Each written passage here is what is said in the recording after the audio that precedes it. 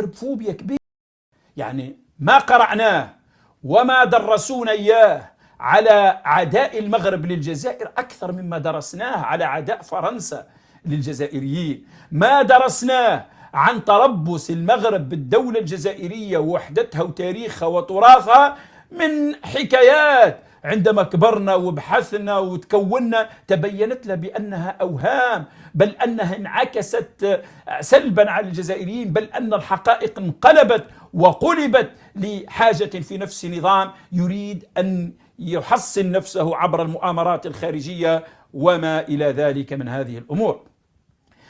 يعني عشنا هذه، بل أنه عشناها حتى أكثر من إسرائيل. يدعون بأنهم نظام حرب إسرائيل ويريد تحرير فلسطين، ولما نشأنا كصغار ما قرينا عن إسرائيل إلا ما ورد في الآيات القرآنية حول اليهود وما إلى ذلك، في حين أن المغرب قريب يقولوا راهي نزلت صور في القرآن التي تتحدث عن المنافقين والكافرين وغيرهم، التي نزلت في كتاب الله تعالى راهي نزلت في المغاربة قريب. هذا ما بقى. حتى صلاة المغرب يقول لك راهي كاين حكمة إلهية أنه سميت صلاة المغرب لأنه المغرب وفيه حتى ربي سمع رجالهم صلاة لتكون عبرة. ما زالت غير خرجت الناس هذه التفاسير.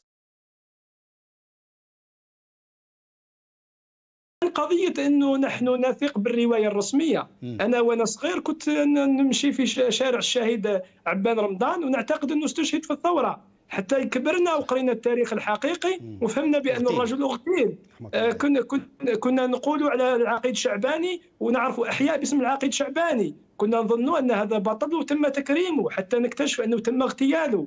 البشير الإبراهيمي كنا نعتقد أنه واحد رموز وأبطال الجزائر ورموز لعلم الجزائريين، حتى نكتشف أنه وضع في إقامة جبرية وتوفي في الإقامة الجبرية. هذه هي حقيقة التاريخ الرسمي، وهذه هي حقيقة العلاقات الرسمية مع فرنسا أو غير فرنسا. يعني لا يجب أن نقدس الرواية الرسمية، بل بالعكس على أي شيء يصدر من الخارج أو من الداخل رسمي أو غير رسمي. دورنا احنا كسياسيين، دوركم انتم كإعلاميين، أننا نطرح الأسئلة وهي أسئلة مشروعة، وما على من لديه الأدلة القاطعة على أن هذا الكلام غير صحيح إلا أنه يطمئن شكوكنا ويرد بطريقة علمية ورسمية على هذه التشكيك، لأن الأمر هو خطير وخطير جدا ويرقى إلى إهانة شهداء الجزائر، ويعني فيلم يعني أدخل فيه كل الشعب الجزائري.